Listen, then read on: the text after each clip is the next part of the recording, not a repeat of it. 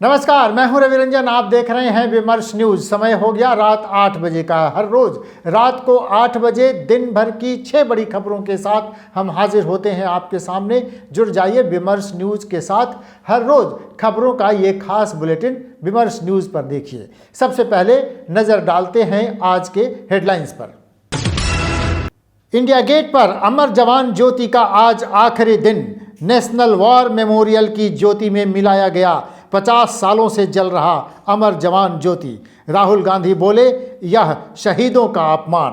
प्रधानमंत्री नरेंद्र मोदी ने कहा, इंडिया गेट पर अब लगेगी सुभाष चंद्र बोस की विशाल प्रतिमा। प्रियंका गांधी का इशारा, उत्तर प्रदेश में सीएम की कैंडिडेट हो सकती हैं प्रियंका गांधी। सवाल हुआ कि कांग्रेस का मुख्यमंत्री कौन होगा, तो उल्टा सवाल दागा, कोई और चेहरा आपको दिख रहा है क्या? भारतीय वैज्ञानिकों का दावा, 50 दिन में दम तोड़ देगा कोरोना। नया वेरिएंट नहीं आया तो 11 मार्च तक खत्म हो जाएगा कोरोना का संक्रमण।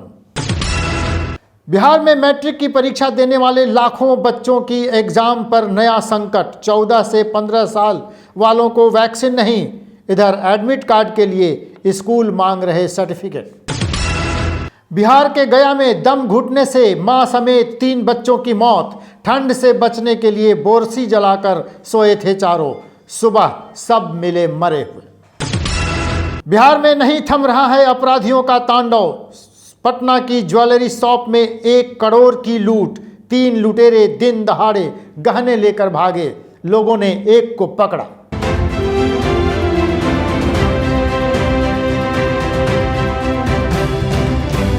बड़ी खबर है कि दिल्ली के इंडिया गेट पर अब अमर जवान ज्योति नहीं जलेगी।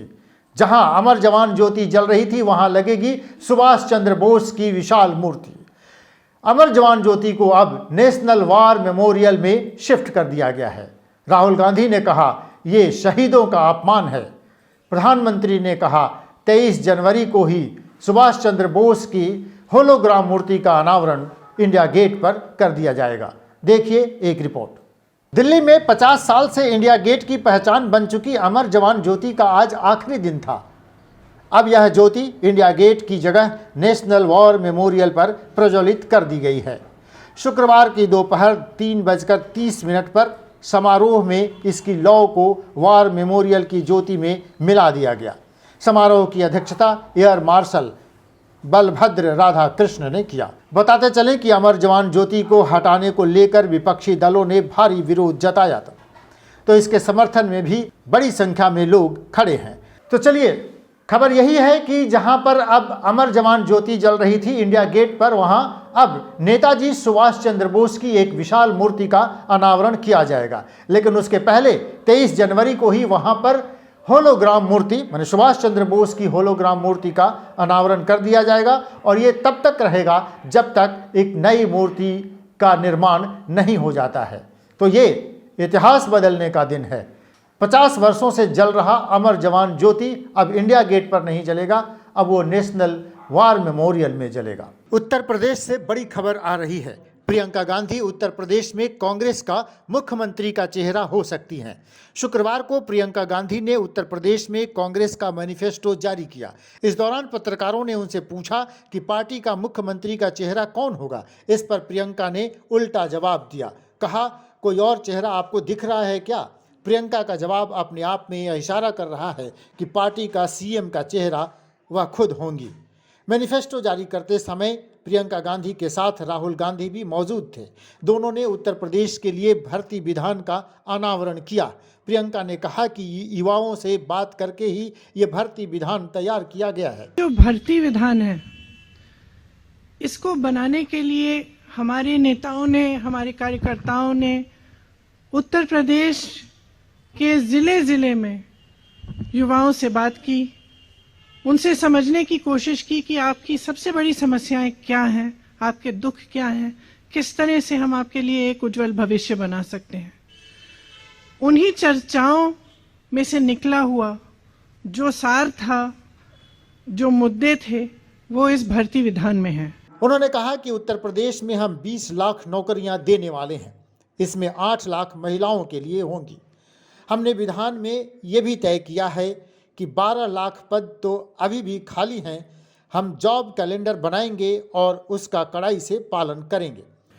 भारतीय वैज्ञानिकों ने यह दावा किया है कि अगले 50 दिन में कोरोना देश से खत्म हो जाएगा। वैज्ञानिकों का यह कहना है कि अगर कोई नया वेरिएंट नहीं आया तो कोरोना का संक्रमण जल्दी ही इस देश से खत्म हो जाएगा। देखिए एक रिपोर्ट। भारत में कोरोना के बढ़ते मामलों के बीच Indian Council of Medical Research के टॉप साइंटिस्ट समीरन पांडा का एक बड़ा बयान आया है।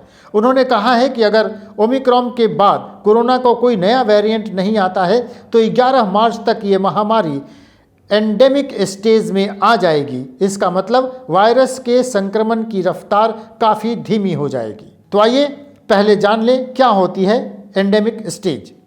अमेरिका के centres for disease control and prevention के मुताबिक कोई बीमारी एंडेमिक स्टेज में तब मानी जाती है जब उसकी मौजूदगी अस्थायी और संक्रमण सामान्य हो जाता है। ऐसे में महामारी का असर कम लोगों या किसी खास इलाके तक ही सीमित रह जाता है। इसके साथ ही वायरस भी कमज़ोर हो जाता है। इसके अलावा लोग भी उस बीमारी के साथ जीना सीख जाते हैं।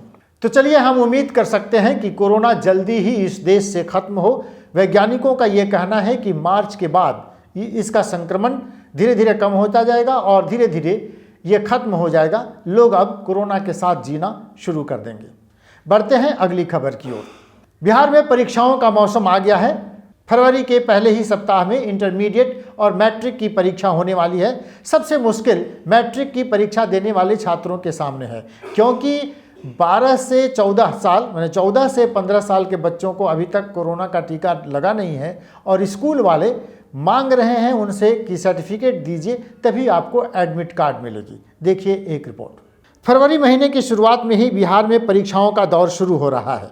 इंटर और मैट्रिक की परीक्षा के लिए कोरोना प्रोटोकॉल जारी कर दिए गए हैं। मैट्रिक की परीक्षा देने वाले लाखों छात्रों को अभी तक टीका नहीं लगा है और एडमिट कार्ड के लिए स्कूल उनसे वैक्सीनेशन का सर्टिफिकेट मांग रहे हैं। बिहार सरकार के एक आदेश से स्टूडेंट में बड़ा कन्फ्यूजन है। सरकार का आदेश है कि बिना वैक्सीन वाले स्टूडेंट एग्ज़ाम में शामिल नहीं होंगे।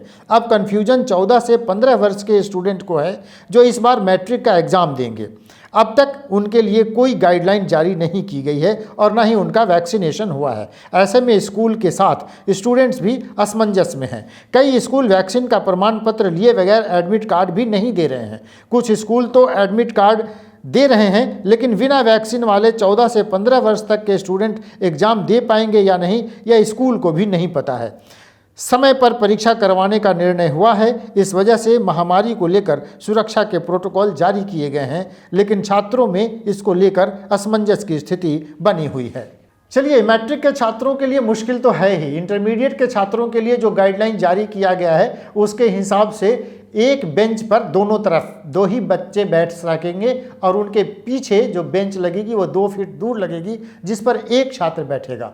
अगर छात्रों को बैठने में दिक्कत हुई, स्कूल में जगह कम हुआ, तो स्कूल कैंपस में बाहर में पंडाल लगाकर उनके बैठने की व्यवस्था होगी। ये कोरोना प्रोटोकॉल के कारण ये व्यवस्था की जा रही है। हम उम्मीद करते हैं कि मैट्रिक के छात्रों की मुश्किल जल्दी दूर होगी। बढ़ते हैं अगली खबर की ओर। बिहार में कड़ाके की ठंड पड़ रही है। आम जनजीवन अस्त व्यस्त हो गया है। लोग हल्कान परेशान हैं। ज़्यादा मुश्किल गरीब लोगों को उठानी पड़ रही है। गया के अतरी से एक बेहद ही दर्दनाक खबर सामने आई है। गया के अतरी में एक मां अपने 4 बच्चों के साथ सो गई थी और घर को गर्म रखने के लिए उसने बोरसी जला रखा था। बोरसी की धुआं से दम घुटने से मां समेत 3 बच्चों की मौत हो गई है। देखिए रिपोर्ट। गया जिला के अतरी थाना क्षेत्र के मालती गांव में रहने वाली महिला और उसके 3 बच्चों की दम घुटने से मौत हो गई है। महिला का पति बाहर रहकर नाई का काम करता है। गांव के लोगों और पुलिस का कहना है कि घर में सर्दी से बचने के लिए बोरसी जलाकर महिला सोई थी। धुएं से सभी का दम घुट गया और सबकी मौत हो गई। महिला की सास शुक्रवार की सुबह ही गांव में किसी वृद्धा की मौत की खबर सुनकर उनके घर चली गई थी। उधर उसकी बहू विभा देवी अपने बच्चों के साथ घर में बोरसी जलाकर सो रही थी। थोड़ी देर के बाद विभा की सास जब वापस लौटी तो देखा कि विभा और उसके 3 बच्चे जमीन पर बेसुध पड़े हैं। बिहार में ठंड की मार सबसे ज़्यादा गरीब लोगों पर पड़ रही है। अब ये एक दर्दनाक घटना सामने आई है गया के अतरी में, जहां 3 बच्चों समेत उनकी मां की भी मौत हो गई है। बढ़ते हैं अगली खबर की ओर। बिहार में अपराधियों का तांडव जारी है। सरकार मुश्किल में है, अपराधियों को पकड़ नहीं पा रही और इसको लेकर लोगों में रोष और गुस्सा बढ़ते जा रहा है। ताजा मामला पटना के बाकरगंज थाना की है, जहां पर बाकरगंज में एक आभूषण की दुकान में दिन दहाड़े 3 हथियारबंद अपराधियों ने 1 करोड़ से ज्यादा के गहने लूट लिए। भागते समय एक अपराधी को लोगों ने पकड़ लिया। देखिए एक रिपोर्ट। बिहार में अपराधियों के हौसले बुलंद हैं। हर रोज अपराधी किसी न किसी बड़ी घटना को अंजाम दे रहे हैं। राजधानी पटना में ही लगातार ये तीसरी घटना है जब अपराधियों ने दिन दहाड़े किसी बड़ी घटना को अंजाम दिया है। राजधानी पटना के अति व्यस्त बाकरगंज इलाके में दिन दहाड़े ज्वेलरी दुकान में लूट की बड़ी घटना को अपराधियों ने अंजाम दिया है। बाकरगंज से गांधी मैदान की ओर जाने वाली सड़क पर एसएस ज्वेलर्स में दोपहर 2 बजे करीब 4 लुटेरे घुस आए। लुटेरों ने सबके मोबाइल छीन लिए और दुकान में जितने गहने थे सब समेटकर बैग में भरा और निकल लिए। निकल के भागते समय ही एक लुटेरे को स्थानीय लोगों ने पकड़ लिया। बाकी 3 लुटेरे बाइक से ही गांधी मैदान की तरफ भाग गए। पकड़े गए लुटेरे के पास से एक बाइक, बैग में कुछ गहने और एक पिस्टल बरामद हुआ है। इसे फिलहाल गांधी मैदान थाना में रखा गया है, जहां सिटी एसपी पूछताछ कर रहे हैं। दिन दहाड़े हुई लूट की घटना से बाकरगंज इलाके के ज्वेलरी कारोबारी आक्रोशित हो गए और उन्होंने जमकर बवाल काटा। हैरान करने वाली बात है कि जब यह घटना घट रही थी उस समय स्थानीय लोगों ने पटना पुलिस को इसकी जानकारी दी, लेकिन घटना के 1 घंटे बाद वहां पुलिस पहुंची, जबकि घटना से महज 50 से 100 मीटर की दूरी पर गांधी मैदान थाना है, महिला थाना है और दूसरी तरफ जाएं तो और 2 थाने वहीं पर मौजूद हैं। लेकिन पुलिस समय पर कभी नहीं पहुंचती और ये पटना में कानून का राज है, ये सरकार दावा करती है। ये कैसा कानून का राज है, सरकार को इसका जवाब देना चाहिए। तो चलिए अब बात मौसम की। पूरे उत्तर भारत में कड़ाके की ठंड पड़ रही है। हाड़ कपा देने वाली ठंड के कारण आम जनजीवन अस्त व्यस्त हो गया है। मौसम विभाग का दावा है कि 23 जनवरी से भारी बारिश की संभावना है और ये 2-3 दिनों तक ये जारी रह सकती है। पूर्व बिहार में तो मौसम विभाग ने कहा है कि कई जगह पर ठनका गिर सकता है, ओले पड़ सकते हैं। देखिए मौसम पर हमारी ये खास रिपोर्ट। पूरे उत्तर भारत में कड़ाके की ठंड पड़ रही है। पहाड़ों पर बर्फबारी के कारण कनकनी तेजी से बढ़ रही है। उत्तर भारत के मैदानी भाग में 2 दिनों से कोल्ड डे की स्थिति बनी हुई है। हाड़ कपा देने वाली ठंड के कारण आम जनजीवन अस्त व्यस्त हो गया है। आम आदमी, मजदूरों, रिक्शा चालकों को भारी मुश्किलों का सामना करना पड़ रहा है। जानवरों और पालतू मवेशियों की हालत भी दयनीय बनी हुई है। ठंड से बचने के लिए लोग अलाव जला रहे हैं तो चाय की चुस्कियों से ठंड से बचने की कवायद कर रहे हैं। मौसम विभाग का अनुमान है कि 20 और 21 को कोल्ड डे और फिर 23 जनवरी को पूरे उत्तर भारत में बारिश हो सकती है। मौसम वैज्ञानिकों का अनुमान है कि उत्तर भारत के अधिकांश राज्यों में मौसम लगातार 3 दिनों तक प्रभावित रहेगा। वैज्ञानिकों ने 20 से लेकर 23 जनवरी तक कोल्ड डे के साथ तेज बारिश का पूर्वानुमान जताया है। उधर बिहार में पड़ रही ठंड को लेकर मौसम विभाग ने कहा है कि कोल्ड डे से प्रभावित प्रमुख जिलों में बक्सर, भोजपुर, रोहतास, भभुआ, औरंगाबाद, अरवल, पटना, गया, नालंदा, शेखपुरा, नवादा, बेगूसराय, लखीसराय, जहानाबाद सहित राज्य के अन्य जिले भी कोल्ड डे से प्रभावित रहेंगे। ये थी आज की दिन भर की 6 बड़ी खबरें। कल रात को 8 बजे दिन भर की 6 बड़ी खबरों के साथ हम फिर हाजिर हो जाएंगे।